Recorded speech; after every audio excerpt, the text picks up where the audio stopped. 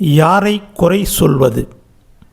மனிதன் அடுத்தவர்கள் பேசும்போது உணர்வுகளுக்கு பதிலளிக்கிறோம்.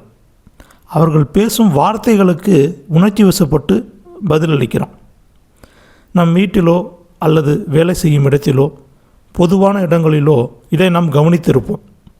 ஒருவர் சிடுசிடுவென்று பேசுவது, கோபமாக கத்துவது, யாரையாவது குறை சொல்லி கொண்டே இருப்பது, அவர்கள் செயலை குறை சொல்வது, இதில் அந்த செயலை செய்யும் நபர் அந்த வேலையை சரியாக செய்யாமல் இருக்கலாம்.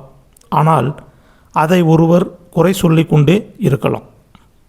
ஆனால் இதில் நாம் கவனிக்க வேண்டியது குறை சொல்லும் நபரையா, குறை சொல்லி கொண்டே இருக்கும் நபரையா? குறை சொல்லும் நபரையா, குறை சொல்லி கொண்டே இருக்கும் நபரையா, அல்லது அவர்கள் உச்சரிக்கும் வார்த்தைகளையா?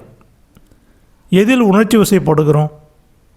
நம்மை யாராவது குறை சொல்லும் வார்த்தைகள், நம்மை சார்ந்தவர்களை குறை சொல்லும் வார்த்தைகள், இதற்கு முதலில் பெரும்பாலும் உணர்ச்சி வசப்படுகிறோம். நாம் எதிர்வினையாற்றுவது மனிதனின் வார்த்தைகளுக்கு தான் பெரும்பாலான நேரங்களில் இருக்கிறது.